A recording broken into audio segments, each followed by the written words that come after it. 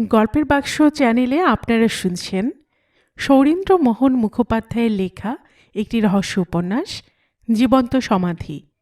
আজ শুনবেন উপন্যাসটির দ্বিতীয় পর্ব। অ্যাসিস্ট্যান্ট কমিশনার রায় সাহেবের ঘরে ডাক পড়িল। হিমাংশু আসিয়া অ্যাসিস্ট্যান্ট কমিশনারের সঙ্গে দেখা করিলেন। রায় সাহেব বলিলেন, তোমার পরমেশ্বরীর কাজ হিমাংশু? দ্বিধা জড়িত স্বরে হিমাংশু বলিলেন, পরমেশ্বরী এ খুন করেনি রায় সাহেব। মানুষ খুন সে করতে পারে না, অন্তত আমার তাই বিশ্বাস, এবং সে বিশ্বাস টলবার নয়। রায় সাহেব হাসিলেন। হাসিয়া বলিলেন, কিন্তু আঙুলের ছাপ যে হুবহু মিলছে। তা মিলছে। আমি আঙুলের ছাপের ফটো দেখেছি, রিপোর্টও দেখেছি। তাহলে? হিমাংশু বলিলেন, এ হতে পারে যে সময় বিশু খুন হয়েছে সে সময় পরমেশ্বরী হয়তো কোনো কারণে বিশুর ঘরে গিয়েছিল এবং তার চোখের সামনে হয়তো খোলা ছুরি ছোড়া দেখে খুনিকে নিরস্ত করতেও গিয়েছিল, পারেনি। তারপর হয়তো তার হাতে রক্ত লাগে। বাধা দিয়া রায় সাহেব বলিলেন, এমন সঙ্গীন প্রমাণ থাকতে অত হয়তো মেনে পুলিশের কাজ চলতে পারে না হিমাংশু। কাল সন্ধ্যার পর আমি এই রিপোর্ট পেয়েছি। পেয়ে তখনই গাঙ্গুলিকে হুকুম দিয়েছি পরমেশ্বরীকে গ্রেপ্তার করতে। হিমাংশু বলিলেন, পরমেশ্বরী গ্রেপ্তার হয়েছে? সে কি বলে? হিমাংশুর স্বরে যেমন আগ্রহ তেমনি উৎকণ্ঠা। রায় সাহেব বলিলেন, পরমেশ্বরী গ্রেপ্তার হয়নি। তার কারণ কাল বেলা 2টোর সময় দোকানে তার চাকরকে বসিয়ে সে বেরিয়েছে, এখনো পর্যন্ত তার কোনো পাত্তা নেই। পরমেশ্বরীর বাড়ির দৌড়ে এবং তার দোকানে আমি সেপায় বসিয়ে রেখেছি। সে না আসে বাড়িতে না দোকানে। সে যদি খুন না করবে তাহলে তার পালিয়ে থাকার মানে তুমি কি বলতে চাও? হিমাংশু বলিলেন, তার 1000 রকম মানে থাকতে পারে রায় সাহেব। হাসিয়া রায় সাহেব বলিলেন, তুমি তার উপর ভারী পার্শাল। 2টো খুব মিষ্টি কথায় তোমাকে ভুলিয়েছে, তুমিও তাই বিশ্বাস করছো পরমেশ্বরী একেবারে সাধু পরমেশ্বর হয়ে উঠেছে। সেই সংস্কৃত শ্লোক মনে নেই বুঝি? অঙ্গার শতধৌতেন মলিনত্বং ন মুঞ্চতি। হাসিয়া হিমাংশু বলিলেন, কিন্তু ও সংস্কৃত শ্লোকের চেয়েও আধুনিকতম অন্য কথা আছে রায় সাহেব। কয়লা কি ময়লা ছোটে জব আগ করে পরবেশ। রায় সাহেব বলিলেন, তোমার কথা আচ্ছা আমি মানলুম। বেশ, এখানে তোমার পরমেশ্বরী হলো কয়লা। সে কয়লার আগ মানে কি আগুন ঢুকলো? আমায় বুঝিয়ে বলো। হিমাংশু বলিলেন, তার আগ বা আগুন হলো তার নিজের মন, তার মনে গ্লানি অনুতাপ। হাসিয়া রায় সাহেব বলিলেন, পুলিশের চাকরি ছেড়ে তুমি নাটক নভেল লিখতে শুরু করো হিমাংশু। হিমাংশু বলিলেন, কারণ? রায় সাহেব বলিলেন, কারণ নাটক নভেলের কথা তুমি সত্য বলে মানতে শুরু করেছ। আরে আমরা হলাম পুলিশ, কঠোর সত্য নিয়ে আমরা কারবার করি। কল্পনার গল্পকথা কিংবা মোরাল রহস্য বুকের ওই অনুতাপ অনুশোচনা পাপ পুণ্যবোধ বিবেক, সত্যকার জগতে এসব তো কোনোদিন দেখতে পেলুম না। তোমারও বিবেক অনুশোচনা জিনিসগুলোর স্থান সত্যকার পৃথিবীতে নেই। ও সবের একমাত্র স্থান কাল্পনিক নাটক নভেলে। আজ পর্যন্ত দেখলুম না অন্যায় করে কোনো ভদ্রলোকের মনে অনুতাপ বা অনুশোচনা জেগেছে এবং সে ভদ্রলোক তার জন্য দান ধ্যানে অন্যায়ের প্রতিকার করেছেন। একটা নিঃশ্বাস ফেলিয়া হিমাংশু বলিলেন, পুলিশে কাজ করে মানুষের খারাপ দিকটার সঙ্গে ঘনিষ্ঠভাবে পরিচিত হলেও একথা আমি চিরদিন মানব রায় সাহেব, যে মানুষের সঙ্গে শয়তানের তফাত আছে। যে অতি বড় দুর্জন তার মনেও শয়তান খানিকটা প্রভাব বিস্তার করলেও সে দুর্জনের মন একেবারে দয়ামায়া বর্জিত নয়। একথা যদি সত্য না হতো তাহলে পৃথিবীতে রবীন্দ্রনাথ শেক্সপিয়ারের আদর বা সম্মান আজ থাকতো না। দোষে গুণে মানুষকে একে তারা দেখিয়েছেন, যেখানে দেখিবে ছাই উড়াইয়া দেখো তাই, মিলিলে মিলিতে পারে বিবিধ রতন। রায় সাহেব বলিলেন, এ নিয়ে তোমার সঙ্গে তর্ক করতে চাই না। দেখা যাক তোমার পরমেশ্বরী কবে এসে তার নির্দোষিতার প্রমাণ দেয়। হিমাংশু কোনো জবাব দিলেন না। রায় সাহেব বলিলেন, আমরা একটা বিজ্ঞাপন দিচ্ছি। এই খুনের যে কিনারা করতে পারবে, অর্থাৎ খুনি সন্ধান দেবে, তাকে 500 টাকা পুরস্কার দেওয়া হবে। আমার বিশ্বাস বিশুর ঘরে চীনা লেখা পড়েছিল বলেই এ বিশ্বাস। তোমার পরমেশ্বরী আজ এই বদমাইশ চুচিনের দলে ঢুকেছে, আর চুচিনের দলে ঢুকে বিশুর বুকে ছোড়া বসিয়ে তাকে খুন করেছে। হিমাংশু বলিলেন, পরমেশ্বরীর বিরুদ্ধে এত ঘটনার সমাবেশ দেখেও মনে জ্ঞানে আমি তাকে খুনি বলে মানতে পারছি না রায় সাহেব। পরমেশ্বরীর রক্তমাখা আঙুলের ছাপ পাওয়া গেছে সত্যি, তবু আমি বলবো সে খুনি নয়। এর মধ্যে নিশ্চয়ই কোনো রহস্য আছে, এবং সে রহস্য যদি আবিষ্কার করতে না পারি, তাহলে এ মামলায় আমাদের সকলের চেষ্টা মিথ্যা হবে। রায় সাহেব নিঃশব্দে হিমাংশুর পানে চাহিয়া রহিলেন, নিষ্পন্দ নিরুত্তর, তার দৃষ্টি অবিচল, এবং সে দৃষ্টি হিমাংশুর মুখে নিবদ্ধ। বহুক্ষণ পরে ছোট একটা নিঃশ্বাস ফেলিয়া রায় সাহেব বলিলেন, তোমার সঙ্গে আমি বাজি রাখছি হিমাংশু। হিমাংশু কি ভাবিতেছিল, বাজি কথাটুকু শুধু তার কানে আসিয়া লাগিল। তিনি বলিলেন, কিসের বাজি? রায় সাহেব বলিলেন, এই খুনি সম্বন্ধে, মানে যদি পরমেশ্বরী খুনি সাব্যস্ত হয়, তাহলে তুমি আমাকে দেবে 50 টাকা, আর যদি পরমেশ্বরী নিরপরাধ সাব্যস্ত হয়, তাহলে আমি দেব তোমাকে 50 টাকা। যারই হার হোক, বাজির যে টাকা আদায় হবে, সে টাকায় পুলিশ ক্লাবের হবে চায়ের পার্টি। হাসিয়া হিমাংশু বলিলেন, ও এই বাজি, বেশ, আমি এ বাজিতে রাজি। রায় সাহেব বলিলেন, অল রাইট, দেখা যাক কোথাকার জল কোথায় দাঁড়ায়। হিমাংশু উঠিতেছিলেন। টেবিলের উপর হইতে পুলিশ গেজেট কাগজখানা লইয়া রায় সাহেব বলিলেন, একটু বসো হিমাংশু, বাজিটাজি বা তর্কাতর্কি নয়, একটু কাজের কথা আছে তোমার সঙ্গে। হিমাংশু হাসিলেন, বলিলেন, বলুন। রায় সাহেব বলিলেন, চুচিনের দলের রীতি মনে আছে তো? ও যেন এ চুরি বাটপাড়ি কিংডমের ডিটেক্টর, অর্থাৎ ওকে সমঝে মেনে চলবে সবাই। যে যেখানে বড় চুরি করবে, চোরাই মালের বখরা দিতে হবে চুচিনকে। আমি তখন বড়বাজার থানার ইন্সপেক্টর। এই চুচিনের দলকে ঘেরাও করব বলে সদলে রাত প্রায় 3টের সময় বড়বাজারে মনোহর দাসের চকে গিয়ে হাজির হয়েছিলুম। আমার একজন জমাদার ছিল, রাম লক্ষণ তেওয়ারি। ভারী সাহস আর ভারী তার তাকত। সে গিয়ে উঠল 4তলা একটা বাড়ির সব উপরতলার ঘরে, বাইরে লোহার নল বই। দারুণ নিঃশব্দে আমরা আড়ালে দাঁড়িয়ে দেখছি। বেচারি 4তলায় উঠছে, সঙ্গে সঙ্গে ঘর থেকে দুরুম দুরুম করে বন্দুকের আওয়াজ। ধূপ করে বেচারি পড়ল সেই 4তলা থেকে একেবারে পথের উপর। একজন জোয়ান জমাদারকে তার চার্জে রেখে আমরা দৌড় জালনা ভেঙে 4তলায় গিয়ে উঠলুম। উঠে গিয়ে দেখি ঘর একেবারে খালি, লোক পালিয়েছে। মেঝায় পড়ে আছে লাল কালির চীনা হরফ লেখা কাগজ। কি করে তারা টের পেলে আর বেচারি রামলক্ষণ 4তলায় উঠবামাত্র বন্দুক ছুড়লে, এখনও মনে হলে আমার গায়ে কাঁটা দেয়। বহু চেষ্টা করেও তার কিছু করতে পারিনি। তারপর চুচিন গেল বোম্বাই। নিঃশ্বাস হলে বেঁচে ছিলুম এতকাল, আবার তার পুনরাগমন হয়েছে এই কলকাতা শহরে। আমাদের উপর তার পীড়নের আর অন্ত থাকবে না। হিমাংশু ধীরভাবে একথা শুনিলেন, কোনো উত্তর দিলেন না। রায় সাহেব বলিলেন, পরমেশ্বরীকে তুমি যতই বিশ্বাস করো, আমি কিন্তু একথা মানতে পারছি না Himanshu. Once a thief, always a thief. এ দুর্বলতা মানুষের এমন মজ্জাগত যে না মলে এ দুর্বলতা ত্যাগ করা মানুষের পক্ষে অসম্ভব। হিমাংশু বলিলেন, জল্পনা করে কোনো ফল হবে না রায় সাহেব, হাতে কলমে আমাদের কাজ করতে হবে। আমি পণ করছি, যেমন করে পারি চুচিনকে আমি এবার ধরব। It would be an achievement. Roy সাহেব বলিলেন, বেশ, এই জন্য যে যে অফিসারকে চাও বলো, তোমায় সাহায্য করবে। এটা হবে তাদের স্পেশাল ডিউটি।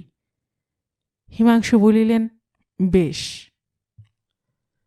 বেলা প্রায় 4টা। হিমাংশু বসিয়া কতগুলো পুরাতন কাগজপত্র দেখিতেছিলেন। একজন জমাদার আসিয়া সংবাদ দিল, ফোন আসিয়াছে। কাগজপত্র রাখিয়া হিমাংশু উঠিলেন। উঠিয়া টেলিফোনের রিসিভার লইলেন। বলিলেন, হ্যালো। ওদিক হইতে উত্তর মিলিল, হিমাংশুবাবু আছেন? আমি হিমাংশুবাবু, বলুন। উত্তর আসিল, আমার নাম রাধা বিনোদ হালদার, আমি অ্যাটর্নি। আপনার মনে আছে লাখ টাকা পাচার করার চার্জে মৌলমেহন ব্যাংকের সাতকড়ি চাটুর্যে একজন আসামি ছিল? সেশনস কোর্টে সে মোকদ্দমায় আমি ছিলুম সে সাতকড়ির অ্যাটর্নি। হিমাংশুর মনে পড়িল 4 বছর আগেকার কথা। বলিলেন, হ্যাঁ বলুন, কি বলবেন? উত্তর আসিল, সেই সাতকড়ি কাল সকালে জেল থেকে বেরুবে। আপনার সঙ্গে সে দেখা করতে চায়। আমাকে চিঠি লিখে জানিয়েছে কাল দুপুরবেলা সে আসবে আমার অফিসে। আপনি যদি দয়া করে ওই সময় আমার অফিসে আসতে পারেন, তাহলে আপনাকে সে এমন কতগুলো খবর দিতে পারবে যে খবর পেয়ে আপনি পুরনো 2-3টে বড় মোকদ্দমার কিনারা করতে পারেন। হিমাংশু বলিলেন, বেশ, যাব। ধরুন যদি বেলা 2টো থেকে 3টের মধ্যে আমি যাই। রাধা বিনোদ অ্যাটর্নি বলিলেন, তাই, আমি তাহলে সেই বন্দোবস্তই করব, কিন্তু এটা খুব প্রাইভেট। হিমাংশু বলিলেন, পুলিশকে সে কথা আপনি মনে করিয়ে দেবেন? রাধা বিনোদ অ্যাটর্নি বললেন, তা বটে। সন্ধ্যায় হিমাংশু ট্রাম হইতে নামিয়া নন্দন রোডে ঢুকিয়াছেন। তাহার আড়দালি আছে পেছনে। সন্ধ্যায় আকাশে খানিকটা মেঘের ঘনঘটা, সেজন্য পথের আলো বেশ মলিন। হঠাৎ হিমাংশু শুনিলেন পেছনে কে ডাকিল, হিমাংশুবাবু স্যার। হিমাংশু পেছন পানে ফিরিয়া চাহিলেন। আশু মুখার্জি রোডের মোড়ে চকিতে 2খানা বাস হু হু বেগে রেস করিয়া ছুটিয়া গেল। সঙ্গে সঙ্গে টায়ার ফাটার মতো একটা বিকট শব্দ। হিমাংশু চমকিয়া উঠিলেন এবং সে চমকের ঘোর কাটিবা মাত্র দেখেন একটা লোকের দেহ পথের উপর লুটাইয়া পড়িয়াছে। ছুটিয়া তিনি সেই লোকটির পাশে আসিলেন। ভদ্রলোক, বাঙালি। ছুটন্ত বাস ধাক্কা দিয়া গেল নাকি? না, ভদ্রলোকের বুকে বিঁধিয়াছে বন্দুকের গুলি। চকিতে ভিড় জমিয়া গেল এবং সেই ভিড়ের মধ্য হইতে ঠেলিয়া ঠুলিয়া একজন শীর্ণকায় মধ্যবয়সী বাঙালি ভদ্রলোক আসিয়া ভূপতিত সেই লোকের বুকের উপরে একেবারে ঝুঁকিয়া পড়িলেন। তাকে বাধা দিয়া হিমাংশু বলিলেন, আপনি সরে আসুন, আমাকে দেখতে দিন। তারপর তিনি চাহিলেন সঙ্গী আড়দালির পানে, বলিলেন, ভিড় হটাও রামসিং। জোয়ান আড়দালি রামসিং হটহট করিয়া ভিড় সরাইতে উদ্যত হইল। পতির দেহের বুকের ওপর সে শীর্ণকায় ভদ্রলোকটি মুখ থুবড়িয়া দিয়াছেন। রামসিং তাকে বলিল, হট যাও বাবু। ভদ্রলোক বলিলেন, আমি ডাক্তার, আমায় দেখতে দাও, এত বড় অ্যাক্সিডেন্ট। এই কথা শুনিয়া হিমাংশু বাধা দিলেন না। ডাক্তার ভদ্রলোক খানিক পরে উঠিয়া দাঁড়াইলেন। বলিলেন, বন্দুকের গুলি, আপনারা দেরি করবেন না, কাছেই শম্ভুনাথ হাসপাতাল, চট করে হাসপাতালে নিয়ে যান। গুলি হার্টে লেগেছে মনে হচ্ছে, অবশ্য অনুমান। দেখুন, হাসপাতালে নিয়ে যেতে পারলে প্রাণটাকে যদি বাঁচানো যায়। মানুষের প্রাণ মূল্যবান সামগ্রী। কথা বলিয়া ডাক্তার ভদ্রলোক যেন পালাইতে পারিলে বাঁচেন। ভিড় ঠেলিয়া বাহির হইতে যান। হিমাংশু বলিলেন, আপনি ডাক্তার মানুষ, একটু থাকুন না আমাদের সঙ্গে, তারপর হাসপাতালে পৌঁছে দিয়ে। ডাক্তার বলিলেন, মাফ করবেন, আমার ছেলেকে নিয়ে কাল সকালে আমি রাঁচি যাচ্ছি। তার ভয়ঙ্কর অসুখ, শেষের ব্যাপারে সাক্ষী হয়ে জড়িয়ে পড়ব। না মশাই, এখানে আমার সাক্ষী হওয়ার সময় হবে না। বলিতে বলিতে ভিড়ের মধ্য দিয়া পথ করিয়া ডাক্তার ভদ্রলোক সরিয়া পড়িলেন। চলন্ত ট্যাক্সি ধরিয়া আহতকে লইয়া হিমাংশু তখনই ছুটিলেন শম্ভুনাথ হাসপাতালে। ডাক্তাররা দেখিয়া বলিলেন, স্টোন ডেড, মরিয়া পাথর হইয়া গিয়াছে। কিন্তু লোকটা কে? তখন সেই সন্ধান চলিল। পকেট হাতটাইয়া পাওয়া গেল। 4 পয়সা দামের একটা ট্রামের টিকিট, একটা দেশলাইয়ের বাক্স, গোটা 5 বিড়ি আর ন্যাকড়ায় বোনা একটা বটুয়া পার্স। পার্সের মধ্যে 9 আনা 3 পয়সা পুঁজি। আর দেখিলেন বুক পকেটে। দেখিয়া হিমাংশু চমকিয়া উঠিলেন। পকেট হইতে বাহির হইল লাল কালিতে চীনা হরফে সেই লেখা। ডাক্তার বলিলেন, পিস্তলের গুলি লাগিয়েছে। হিমাংশু চীনা হরফের কথা কাহারও কাছে বলিলেন না, মনে মনে রাখিলেন। তারপর ভবানীপুর থানায় খবর দিয়া লাশের সম্বন্ধে কর্তব্য সম্পাদন করিয়া হিমাংশু যখন বাড়ি ফিরিলেন, রাত তখন 10টা বাজিয়া গিয়াছে। স্নান আহার করিয়া শুইতে চলিয়াছেন। টেলিফোন বাজিয়া উঠিল। রিসিভার ধরিলেন। জবাব আসিল, আমি পরমেশ্বরী। হিমাংশু বলিলেন, তোমার নামে খুনের চার্জ, আর তুমি পালিয়ে বেড়াচ্ছ পরমেশ্বরী? পরমেশ্বরী বলিল, আপনার কাছে যাব বলে ঠিক করেছিলুম বাবু, কিন্তু খুনি বলে চারিদিকে আমার নাম এমন রটে গেছে যে কেউ দেখলে আমাকে ধরে হাজতে নিয়ে যাবে। এই ভয়ে পালিয়ে পালিয়ে বেড়াচ্ছি। যেভাবে খুন হয়েছে আর আমি যেভাবে সে ঘরে খুনের একটু পরে গিয়েছিলুম, এর ওপর ভগবানও এসে যদি বলেন আমি খুন করিনি, তবু সে কথা কেউ বিশ্বাস করবেন না, না পুলিশ না হাকিম। অথচ আমি খুন করিনি বাবু। হিমাংশু বলিলেন, এ কথা আমি বিশ্বাস করছি পরমেশ্বরী, কিন্তু অ্যাসিস্ট্যান্ট কমিশনার সাহেব বিশ্বাস করবেন না। আঙুলের ছাপ থেকে তোমাকেই সকলে খুনি সাব্যস্ত করেছেন। পরমেশ্বরী বলিল, সে কথা আমি শুনেছি বাবু। গরাদ ভেঙে পালিয়েছিলুম সত্যি, আঙুলে রক্তও লেগেছিল।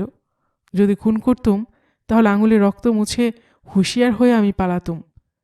কিন্তু যা হয়ে গেছে, আপনার কাছে আমার এক লোককে পাঠিয়েছে বাবু সন্ধ্যার আগে। তার নাম লাল বিহারী। ভদ্রলোক গরিব, চোর নয়। তাকে দিয়ে সামান্য চিরকুটে আমি লিখে জানিয়েছি। সে চিঠি আপনাকে তার দেবার কথা। তা এখন রাত 10টা বেজে গেছে, তার টিকি দেখতে পাচ্ছি না। কোথায় গেল, কি যে হলো তার। কথা শুনিয়া হিমাংশুর বুকখানা ছ্যাঁত করিয়া উঠিল। সেই লোক নয় তো? নন্দন রোডের মোড়ে সন্ধ্যার আগে ট্রাম হইতে নামিয়া গলিতে ঢুকিবার সময় তিনি শুনিয়াছিলেন পেছনে এক ভদ্রলোকের কণ্ঠস্বর। তার নাম ধরিয়া ডাকিতেছিল। তিনি বলিলেন, সে লোকের চেহারা বলতে পারো? পরমেশ্বরী চেহারা যে বর্ণনা দিল হুবহু মিলিল। গায়ে খদ্দরের কোট, কোটের পকেটে কালো রঙের বটুয়াটি পর্যন্ত। পরমেশ্বরী বলিল, আমার সামনে চিঠি তার ওই কোটের বুক পকেটে সে রেখেছিল বাবু। হিমাংশুর মনে নিমেষের চিন্তা। ডাক্তার বুকের ওপর মুখ রাখিয়া ঝুঁকিয়া পড়িয়াছিল। চিঠিখানা তবে, সে তবে ডাক্তার নয়, চুচিনের লোক? হয়তো তাই। এ কথা তিনি পরমেশ্বরীকে বলিলেন না। তিনি শুধু বলিলেন, চিঠিতে কি লিখেছিলে পরমেশ্বরী? পরমেশ্বরী বলিল, যা যা দেখেছি তাতে আমি সব কথা লিখে জানিয়েছি বাবু। লিখেছিলুম চুচিনের দলের কাজ। চীনা হরফে লেখা তাদের কাগজ ছিল ঘরে, আমি নিজের চোখে দেখেছি। তাছাড়া আগে আমি পথেই খবর পেয়েছিলাম বাবু যে চুচিনের লোক যাবে বিশুর কাছে বকরা আদায় করতে।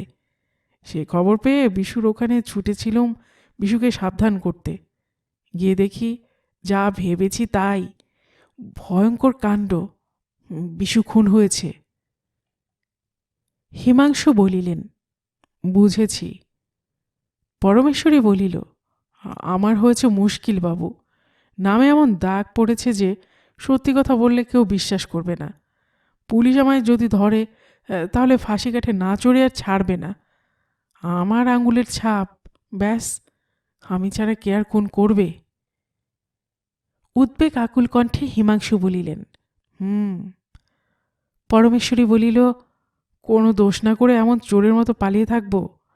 ভাবুন তো আমার অবস্থা। আমি কি করব? আপনি বলুন বাবু। আপনি যা বলবেন তাতে যদি আমার জান যায় আমি তাও করব। আপনি কি বলেন? খুনি বলে পুলিশ আমাকে খুঁজছে, আমি কি থানায় যাব? গিয়ে পুলিশের কাছে সব কথা বলবো? তারপর যা আছে আমার নসিবে। হিমাংশু বলিলেন, পুলিশের হাত থেকে সরে থাকো, একথা পুলিশ অফিসার হয়ে আমি কি করে বলবো বলো পরমেশ্বরী? পরমেশ্বরী বলিল, তাহলে বিনা দোষ আমাকে সাজা নিতে বলেন? হিমাংশু বলিলেন, তাও বলি না। আচ্ছা, এক কাজ করো, 1-2 দিন পরে তুমি আমাকে ফোন করো, 2 দিন আমাকে ভাবতে দাও, তারপর বলবো। পরমেশ্বরী বলিল, তাই হবে, তাহলে পরশু সন্ধ্যায়। এই পর্যন্ত কথা বলার পর এ কথার শেষ হইল না। টেলিফোনের অপর প্রান্তে পরমেশ্বরীর একটা আর্তচিৎকার, তারপর যোগসূত্র কাটিয়া গেল। হিমাংশু অনেকবার ডাকিলেন, হ্যালো, হ্যালো, হ্যালো। উত্তর নাই। তিনি রিসিভার রাখিয়া দিলেন। ভাবিলেন, ব্যাপার কি, কথা কইতেছে না। পরমেশ্বরী কি হইল, অমন ভীত আর্তরব? এ প্রশ্নের উত্তর কে দিবে? খানিকক্ষণ তিনি স্তম্ভিতভাবে দাঁড়াইয়া রহিলেন, তারপর ঘরের দিকে চাহিলেন। বেশ রাত হইয়াছে। হিমাংশু গিয়া বিছানায় শুইয়া পড়িলেন। পরের দিন লালবাজারে আসিবা মাত্র হিমাংশুর ডাক পড়িল ডেপুটি কমিশনার সাহেবের অফিস কামরায়। সে কামরায় ডেপুটি এবং অ্যাসিস্ট্যান্ট কমিশনার দুজনে গম্ভীর মুখে বসিয়া আছেন। হিমাংশুকে দেখিয়া ডেপুটি সাহেব বলিলেন, কাল তোমার মস্ত ফাড়া গেছে হিমাংশু। হিমাংশু বলিলেন, আমার ফাড়া? অ্যাসিস্ট্যান্ট কমিশনার রায় সাহেব বলিলেন, নিশ্চয়ই। তুমি ভাবো গুলি সেই খদ্দরের কোট পরা ভদ্রলোককে করেছিল? চুচিনের সেই মামুলি চীনা হরফে লেখা নিশানা পাওয়া গেছে। হিমাংশু বলিলেন, কিন্তু ওই লোকটি ছিল চুচিনের দলের লক্ষ্য, কারণ ও ভদ্রলোকের মারফত একজন আমাকে চিঠি পাঠিয়েছিল চুচিনের খবরাখবর জানিয়ে। ভদ্রলোকটি খুন হবার সঙ্গে সঙ্গে সে চিঠিও অদৃশ্য হয়েছে। ডেপুটি এবং অ্যাসিস্ট্যান্ট দুজনেই সবিস্ময়ে নিষ্পন্দ দৃষ্টিতে হিমাংশুর পানে চাহিলেন। হিমাংশু বলিলেন, কাল রাত 10টায় আমি এই খবর পেয়েছি যে সে লোক আমার কাছে আসছিল চিঠি নিয়ে, এবং খুন হবার সঙ্গে সঙ্গে চিঠি অন্তর্ধান। পরমেশ্বরের নাম গোপন রাখিয়া হিমাংশু সব কথা খুলিয়া বলিলেন, লোকটা যেই পড়ে গেল, ছুটে আমি তাকে দেখতে গেলুম। প্রকাণ্ড ভিড়। দেখি সেই ভিড় ঠেলে একজন শিরেঙ্গে বাঙালি ভদ্রলোক একেবারে লাশের উপরে হুমড়ি খেয়ে এসে পড়েছেন। আমার আর্দালি ছিল সঙ্গে, সকলকে সরাতে গেল। সেই লোকটা বলল, আমি ডাক্তার হে বাপু, দেখছি প্রাণটা আছে কি না। তখন আমার মনে একটু সন্দেহ হয়নি স্যার, এখন বুঝছি আসলে সে ডাক্তার নয়, চুচিনের দলের লোক, চিঠি সরাতে এসেছিল। ডেপুটি বলিলেন, এক ঢিলে দুপাখি মারবে, এই ছিল তার মতলব। তোমাকে এর মধ্যেই জেনে নিয়েছে, তুমি এ ব্যাপারে মাথা ঘামাচ্ছ। হিমাংশু হাসিলেন, হাসিয়া বলিলেন, এ পর্যন্ত এত বদমাইশ নিয়ে টানাটানি গড়েছি, কই পুলিশ অফিসারকে কেউ মেরেছে এমন তো দেখিনি। গম্ভীর কণ্ঠে রায় সাহেব বলিলেন, এ তোমার ছেলে মানুষই কথা, কখনো মারেনি বলে কখনো মারবে না, তার কি গ্যারান্টি আছে বলতে পারো? হিমাংশু বলিলেন, না স্যার, তার গ্যারান্টি নেই।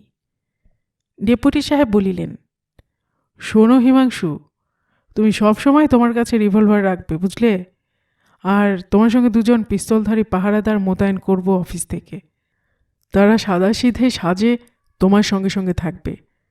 তোমাকে বেঘরে আমরা হারাতে পারবো না, বুঝলে? আমি দেখতে চাই তুমি সশস্ত্র হয়েছ।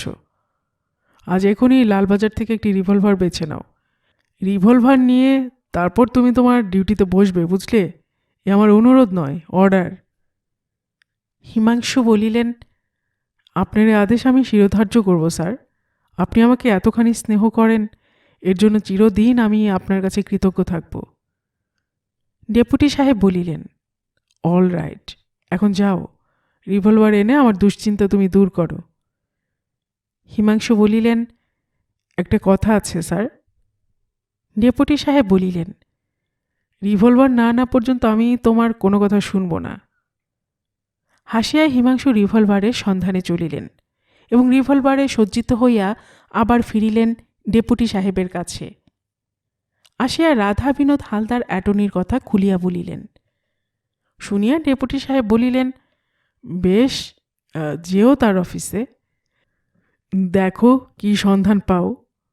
আর ভালো কথা, কমিশনার সাহেব আমাকে বলেছেন হিমাংশুর হাত থেকে আর সব কাজ ফিরিয়ে নিয়ে ওকে এই খুনের পিছনে লাগিয়ে দাও। সেজন্য তোমার যা ব্যবস্থা করা প্রয়োজন করবে। হিমাংশু বলিলেন, এ অনুগ্রহ আমি শিরোধার্য করলুম স্যার। বেলা 12টার পর আকাশ কালো করিয়া প্রচণ্ড মেঘ এবং চকিতে মুষলধারে বৃষ্টি নামিল। শহরের বুকের ওপর হইতে দিনের আলো সে মেঘে জলে মুছিয়া গেল। এই বৃষ্টিতে হিমাংশু দমিলেন না। ট্যাক্সি ডাকাইয়া সেই ট্যাক্সিতে চড়িয়া অ্যাটর্নি রাধা বিনোদ হালদারের অফিসে আসিলেন। রাধা বিনোদ বলিলেন, এখনো সে এসে পৌঁছায়নি, আপনি বসুন। যখন সে কথা দিয়েছে সে কথা নিশ্চয় রাখবে। হিমাংশু বলিলেন, আজও সে কোনো কথা আপনাকে জানায়নি? রাধা বিনোদ বলিলেন, না। হিমাংশু বলিলেন,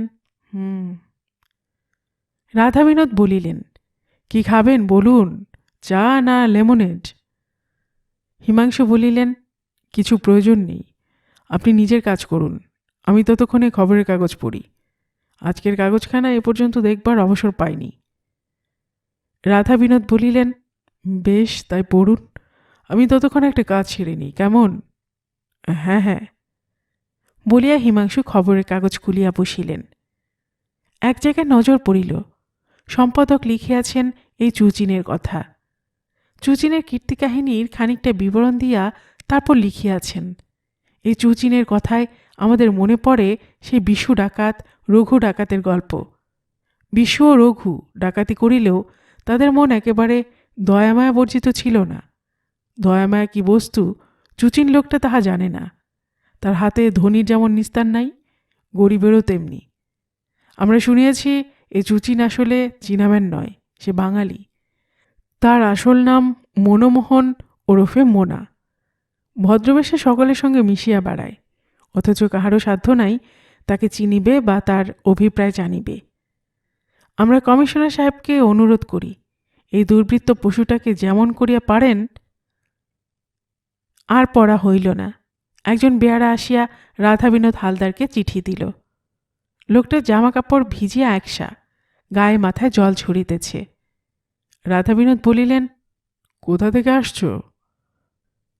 লোকটা জবাব দিল, সাতকড়ি বাবু আমাকে পাঠিয়েছেন। সাতকড়ি নাম শুনিয়া কাগজ হইতে মুখ তুলিয়া হিমাংশু তার পানে চাহিলেন। রাধা বিনোদ বলিলেন, সাতকড়ি এলো না যে? যার কথায় হিমাংশুবাবুকে আমি বসে রেখেছি, উনি কাজের মানুষ, ওর সময়ের দাম আছে। লোকটা বলিল, আসতে পারেননি বলে চিঠি দিয়েছেন। চিঠিখানা সে দিল রাধা বিনোদ হালদারের হাতে। চিঠি পড়িয়া রাধা বিনোদের কপালের রেখাগুলো সংকুচিত হইল।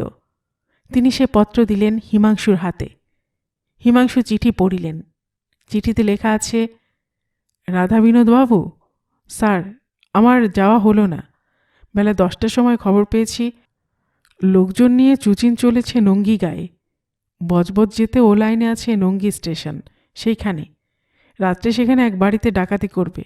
আমি তাই নঙ্গিতে চললুম। কাল আপনার আপিসে যাব এই সময়, অর্থাৎ বেলা 2টোয়। আজ যেতে পারলুম না বলে হিমাংশুবাবুকে যে কষ্ট দিলুম তার জন্য ক্ষমা চাইছি। আমার মনে হয় নঙ্গিতে গেলে আরও অনেক খবর জানতে পারব। ইতি আপনার অনুগত শ্রী সাতকড়ি চট্টোপাধ্যায়। চিঠি পড়িয়া হিমাংশুর শিরায় শিরায় রক্ত চঞ্চল হইয়া উঠিল, একটা তীব্র উত্তেজনা। তিনি বলিলেন, আমি তাহলে নঙ্গিতে যাই রাধা বিনোদবাবু? হাজার হোক সাতকড়ি এসব বদমাইশের ধাঁচধোজ জানে না। আমি তো তাকে চিনি, তার সঙ্গে দেখা হবে না? কথা বলিয়া তিনি চাহিলেন সেই লোকটার পানে, বলিলেন, তুমিও কি এখন নঙ্গি যাচ্ছ? সে বলিল, না বাবু, আমি থাকি তেনার পাশের বাড়িতে, তেনাকে চিনি, জানি। আমি বললে, এই চিঠিখানা এখনই দিয়ে আসতে পারবে মধু, রাধা বিনোদ বাবুর আপিসে? আমি বললুম, কেন পারবো না? ওহ, জলে ভিজে যা হয়েছি যেন আমসত্ত্ব। এই কথা বলিয়া সে জামার জল নিংড়াইতে লাগিল। রাধাবিনোদ বলিলেন, জলটা ঘরের মধ্যে নাইবা নিংড়ুলে বাপু? লোকটা সংকোচ ভরে বলিল, ভুল হয়ে গেছে বাবু, আর নিংড়ব না। তা আপনি কি কোনো জবাব দেবেন? রাধাবিনোদ চাহিলেন হিমাংশুর পানে, বলিলেন, কি বলেন? হিমাংশু বলিলেন, না, ওকে ছুটি দিন। বেশ। রাধাবিনোদ মধুকে প্রশ্ন করিলেন, ট্রাম ভাড়ার পয়সা আছে না দেব? মৃদু হাসিয়া মধু বলিল, দিলে ভালো হয় বাবু। যেতে হবে সেই আলিপুরের কাছাকাছি চেতলা। সেই চেতলায় আমি থাকি। সারা পথ হেঁটে এসেছি বাবু। তা মিথ্যে বলবো না, সাতুবাবু আমাকে 4 আনা পয়সা দিয়েছিল। দুপুরবেলায় বাসের ভাড়া 3 পয়সা করে, আর ট্রামের ভাড়া 2 পয়সা। তাই খিদিরপুরের ওখানে এসে ভারী তেষ্টা লাগলো কি না, পথে কুলপি বরফ বিক্রি করছিল। 3 আনার কুলপি খেয়ে তেষ্টা নিবারণ করেছি। পার্স বাহির করিয়া একটা সিকি লইয়া রাধাবিনোদ মধুকে সেই সিকি দিলেন। সাষ্টাঙ্গে প্রণাম করিয়া হাসি মুখে মধু বলিল, হেঁটে যাব বাবু, আপনি রাগ করবেন না। এ 4 আনা পয়সায় 2 দিন আমার বাজার খরচ চলে যাবে। এ কথা বলিয়া মধু অফিস হইতে নিষ্ক্রান্ত হইল। বাহিরে বৃষ্টির বেগ যেন একটু কমিয়াছে। হিমাংশু বলিলেন, আপনার অফিসে রেলের টাইম টেবিল আছে? আছে বই কি। টাইম টেবিল লইয়া বজবজ লাইনে টাইম দেখিয়া হিমাংশু বলিলেন, বেলা 3:30 দেখছি ট্রেন আছে। মাঝেরহাট স্টেশনে গেলে নঙ্গি ট্রেন পাব। আমি তাহলে উঠি, দেখি কি হয়। হাসিয়া রাধাবিনোদ বলিলেন, I wish you all success. Himanshu আর অপেক্ষা করিলেন না। তখনই রাধাবিনোদের অফিস ছাড়িয়া বাহিরে আসিলেন। ট্যাক্সি মিলল। ট্যাক্সিতে চড়িয়া হিমাংশু ড্রাইভারকে বলিলেন, মাঠ ভেঙে খিদিরপুরের পুল পার হয়ে চলো, বজবজ লাইনের মাঝেরহাট স্টেশন। হিমাংশু যখন নঙ্গিতে আসিয়া পৌঁছিলেন তখন 5টা বাজিয়া গিয়াছে। বৃষ্টি ধরিয়াছে। বৃষ্টি ধরিলেও আকাশ কিন্তু মেঘে আচ্ছন্ন। বৃষ্টির সঙ্গে সমানে যুদ্ধ করিয়া চারিদিককার গাছপালাগুলো ভিজিয়া শ্রান্ত নিথর দাঁড়ায় আছে।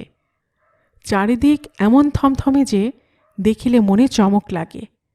মনে হয় কি যেন প্রলয় ঘটিয়া গিয়াছে। এখন একটু বিরাম। এই বিরামের অবসরে যেন ওদিকে গভীর ষড়যন্ত্র চলিয়াছে, এবং সেই ষড়যন্ত্রের ফলে অচিরে কি যেন আরও একটা নিদারুণ বিপর্যয় কাণ্ড ঘটিবে। স্টেশনের কামরায় মাস্টার বাবু ও 2-4 জন বাবু বসিয়া মুড়ি ফুলুরি খাইতেছেন। হিমাংশু আসিয়া প্রশ্ন করিলেন, এখানে আগেকার ট্রেনে কজন প্যাসেঞ্জার এসেছে বলতে পারেন? মাস্টারবাবু বলিলেন, তা প্রায় 10-12 জন। তার মধ্যে কোনো বাঙালি ভদ্রলোককে দেখেছেন? মাস্টারবাবু বলিলেন, যে কজন এসেছেন সকলেই ভদ্রলোক এবং বাঙালি। তার আগে মানে? মাস্টার মশাই ভ্রুকুঞ্চিত করিলেন। টিকিটবাবুকে বলিলেন, কত প্যাসেঞ্জার আজ এসেছে হে কৈলাস? টিকিটবাবু কৈলাস বলিল, সারাদিনে? হিমাংশু বলিলেন, হ্যাঁ। কৈলাস বলিল, তা 20-25 জন।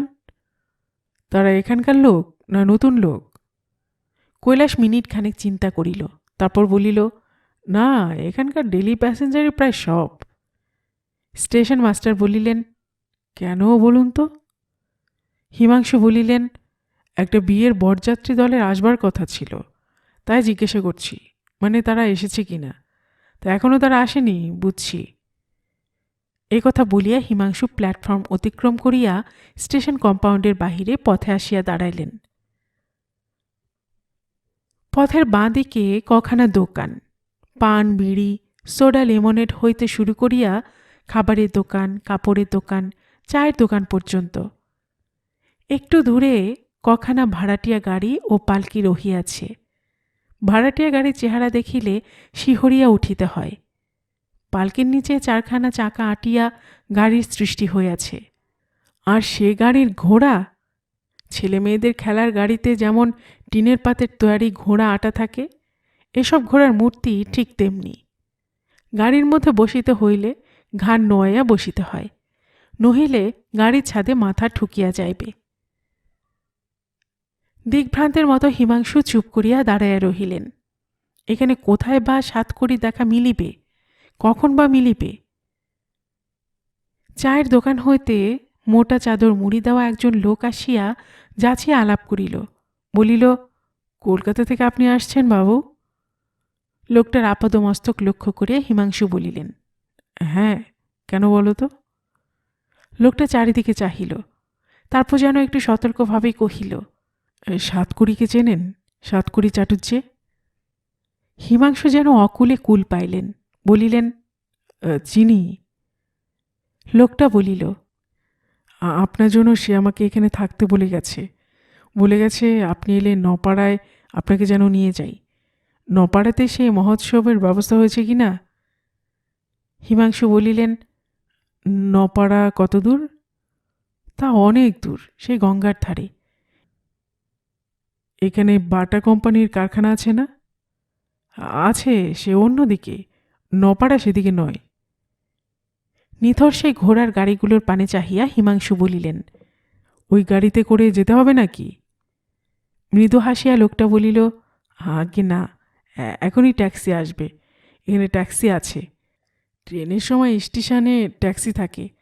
এই খুব জল হয়ে গেল, পথে হয়তো জল কাদার দরুন কোথাও আটকে পড়েছে।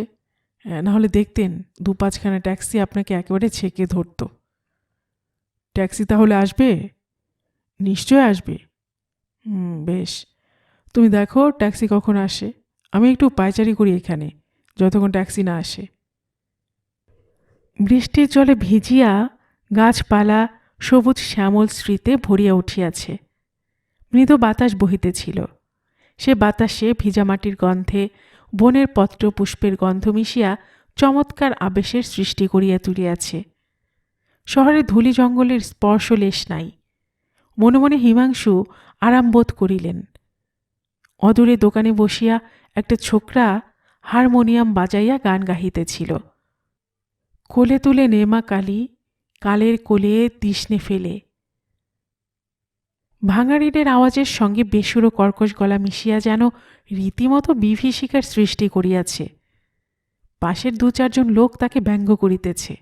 আরে থাম, ওধার থেকে ধোপারা ছুটে আসছে তাদের হারানো গাধা খুঁজতে। হিমাংশু মনে মনে হাসিলেন। এখনও কলকাতার এত কাছে থাকিয়াও ইহারা সেই মামুলি তামাশা বিদ্রুপের গণ্ডি অতিক্রম করিয়া অগ্রসর হইতে পারে নাই। বেসুরো কর্কশ গলায় গান গাহিতে লোকের যেমন লজ্জা বা ভয় বোধ হয় না, তেমনি তাকে বিদ্রুপে বিধিতে সেই মান্ধাতার আমলের গাধার উপমা টানিয়া আনে। দূরে ট্যাক্সির ভেঁপু শোনা গেল এবং 2-3 মিনিটের মধ্যে দারুণ শব্দ তুলিয়া 2খানা ট্যাক্সি টলমল করিতে করিতে আসিয়া হাজির। হিমাংশুকে এ মুল্লুকে নবাগত বুঝিতে পারিয়া 2 ড্রাইভারের অভ্যর্থনায় বিলম্ব ঘটিল না। দুজনে প্রায় সমস্বরে বলিল, বাটানগর তো, আসুন বাবু, 8 আনা দেবেন। মোটা চাদর মুড়ি দেওয়া সেই লোকটির পানে হিমাংশু চাহিলেন। সে আসিয়া বলিল, না বাবু, বাটানগর যাবে না, বাবু যাবে নপাড়া।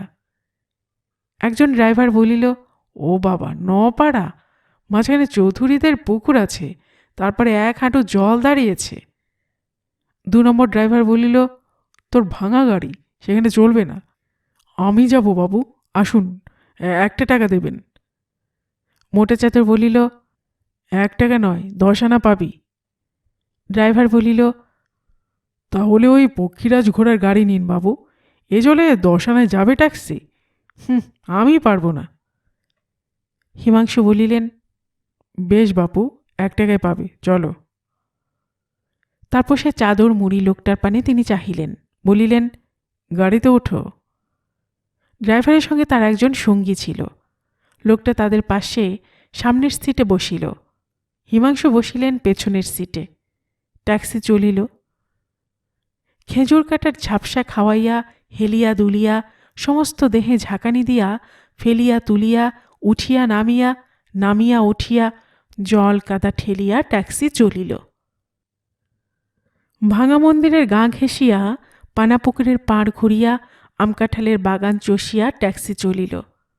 কাদা জলের ছিটায় হিমাংশুর জামা কাপড়ের সৃজা হইল অপূর্ব, কিন্তু উপায় নাই। প্রায় ৪৫ মিনিট পরে গঙ্গার ধার ঘুরিয়া ঝোপঝাড়ের অন্তরালে দোতলা একটা জীর্ণ বাড়ির সামনে আসিয়া ট্যাক্সি থামিল। বাড়ি দেখিয়া মনে হয় নবাব সিরাজউদ্দৌলার আমলে এ বাড়িতে লোকজনের বাস ছিল, তারপর হইতে খালি পড়িয়া আছে। দোতলায় কোনোখানটার দেওয়াল কবে খসিয়া গিয়াছে, সেদিকটা যেন রাক্ষসের মতো হাঁ করিয়া আছে। আবার কোনোখানটায় কবজা ভাঙিয়া দরজা জানলার পাল্লা ঝুলিতেছে, দেখিয়া মনে হয় যেন অতিকায় হাতির কান। নিচে ভাঙা ইটকাঠের গায়ে ঘন জঙ্গল, কাল কাশিন্দার ঝোপে ওদিকটা ঢাকিয়া আছে। বাড়ি দেখিয়া হিমাংশু বলিলেন, এ কোথায় নিয়ে এলে বাপু? লোকটা বলিল, আগে এ বাড়ি হলো সাতকড়ির পিসেমশাইয়ের বাড়ি। এখানে কেউ তারা থাকেন না, আজ ৫০ বছর বাড়ি ছাড়া। পিসেমশাই মারা গেছেন, পিস্তুত ভাইরা থাকে পশ্চিমে মিরাটে। হিমাংশু বলিলেন, এইখানে আসর জমবে ভালো। বলিয়া তিনি হাসিলেন। ট্যাক্সিওয়ালাকে ১ টাকা ভাড়া চুকাইয়া দিলেন। ট্যাক্সিওয়ালা বলিল, কখন ফিরবেন বাবু? নিতে আসবো কি? হিমাংশু জবাব দিবার পূর্বেই সে লোক জবাব দিল, বলিল, কাল সকালবেলা ৯টা নাগাদ এসো, তখন যদি বাবু ফিরতে চান, বুঝলে? হিমাংশু বলিলেন, বেশ। ট্যাক্সিওয়ালা ট্যাক্সি লইয়া চলিয়া গেল। চারিদিক নিস্তব্ধ, অবিরাম একঘেয়ে ভেকের রব শুধু সে নিস্তব্ধতার বুক বিদীর্ণ করিয়া দিতেছে। হিমাংশু বলিলেন, আলোর ব্যবস্থা করতে পারবে? লোকটা বলিল, সাতকড়ি সব ঠিক করেছে, আপনি এখানে অপেক্ষা করুন, তাকে খুঁজে আমি খবর দিকে যাই, আপনি ততক্ষণ বিশ্রাম করুন একটু। এই কথা বলিয়া লোকটা চলিয়া গেল। হিমাংশু চুপ করিয়া দাঁড়াইয়া রহিলেন অনেকক্ষণ, তারপর ধীরে ধীরে গৃহে প্রবেশ করিলেন। ঢুকিয়ায় সামনে মস্ত উঠান। উঠান ঝোপে ভরিয়া রীতিমতো জঙ্গল হইয়া আছে। একধারে একখানা বাঁখারি পড়িয়াছিল, সেখানে তিনি কুড়াইয়া লইলেন, কাছে রাখিলেন, যদি সাপখোপ থাকে। একটা অস্ত্র। উঠানের ওদিকে ঠাকুর দালান, কড়ি ঝুলিয়া আছে। দেওয়ালের গা বহিয়া মস্ত ফাঁট দোতলায় ছাদ পর্যন্ত বিস্তৃত। এদিকে দোতলায় উঠিবার সিঁড়ি। আকাশ মেঘাচ্ছন্ন থাকিলেও দিনের আলো একেবারে নিষ্প্রভ ছিল না। হিমাংশু ভাবিলেন, দোতলায় উঠিবার পূর্বে একতলাটা একবার ভালো করিয়া দেখিয়া লওয়া যাক। এমনি ভাবিয়া উঠান পার হইয়া পূর্ব দিককার খিলান ভাঙা দ্বারপথ দিয়া তিনি অন্দরমহলে ঢুকিলেন। অন্দরেও মস্ত উঠান, সেখানেও তেমনি ঝোপ জঙ্গল। ৫-৭টা পেঁপে গাছ উঠোনের বুক হইতে মাথা তুলিয়া উঠিয়া দাঁড়াইয়াছে। চারিদিক খাঁ খাঁ করিতেছে, গা যেন ছমছম করিতে থাকে। চকিতের জন্য হিমাংশুর মনে হইল সারা বাড়ি যেন বহু যুগের ক্ষুধার জ্বালায় আকুল হইয়া হাঁ করিয়া আছে।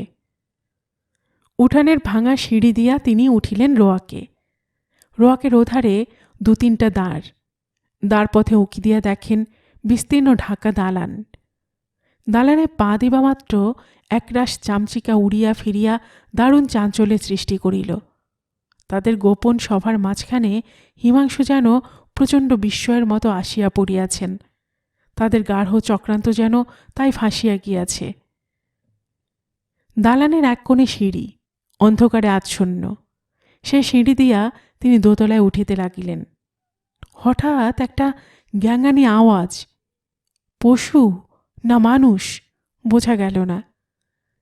হিমাংশু উৎকণ্ঠ হইয়া দাঁড়াইলেন। পশু নয়, এ আওয়াজ মানুষের।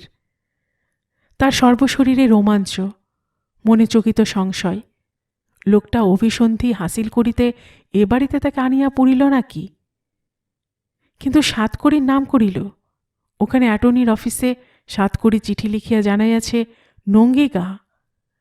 নঙ্গি স্টেশনে হিমাংশু আসিতেছেন, এ কথা জানিবার মধ্যে জানেন শুধু রাধা বিনোদ অ্যাটর্নি। তিনি ছাড়া কাকপক্ষিতেও এ সংবাদ জানে না। সাতকড়ি জানা সে শুধু অনুমান। হিমাংশুকে সাতকড়ি জানে। জানে কোনো কাজের খবর মিলিলে মাথায় দুশ্চিন্তা বহিয়া হিমাংশু এক তিল সময় নষ্ট করেন না। তখনই সে কাজে লাগিয়া পড়েন। ভয় ডর বা বিপদ হিমাংশু জানেন না। কাজে চিঠি লিখিয়া খবর দিয়া সাতকড়ি যদি অনুমান করে হিমাংশু এখানে আসিবেন, তাহা হইলে সে অনুমান ভুল হইবার কথা নয়। অতএব এ লোকটা নিশ্চয় সাতকড়ির লোক, এবং তা যদি হয় তাহা হইলে এ ব্যাপারে হিমাংশুকে লইয়া তার কি অভিসন্ধি থাকিতে পারে। হিমাংশু উৎকণ্ঠ হইয়া দাঁড়াইয়া রহিলেন। ওদিকে গোঙানির আওয়াজ চলিয়াছে অবিরাম। হিমাংশু কথা কহিলেন, বেশ উচ্চ কণ্ঠে কহিলেন, কে কাঁদে? যদি মানুষ হও জবাব দাও। কোনো উত্তর নাই। 2 সেকেন্ড, 10 সেকেন্ড, 25 সেকেন্ড কাটিয়া গেল। চারিদিক নিস্তব্ধ। তারপর আবার সেই আর্তগুঞ্জন। হিমাংশু বলিলেন, কোথায়, কোন দিকে তুমি আছো, বলো। এ কথা বলিয়া তিনি আবার উৎকণ্ঠ রহিলেন। সহসা একটা অট্ট হাস্য, সে হাস্যধ্বনিতে হিমাংশু চমকিয়া উঠিলেন। গল্পের বাক্স চ্যানেলে এতক্ষণ আপনারা শুনছিলেন সৌরীন্দ্র মোহন মুখোপাধ্যায়ের লেখা একটি রহস্য উপন্যাস জীবন্ত সমাধি। আজ শুনলেন উপন্যাসটির 2য় পর্ব। আর এতক্ষণ গল্প পাঠে আমি আপনাদের সঙ্গে ছিলাম রোমানে নূপুর।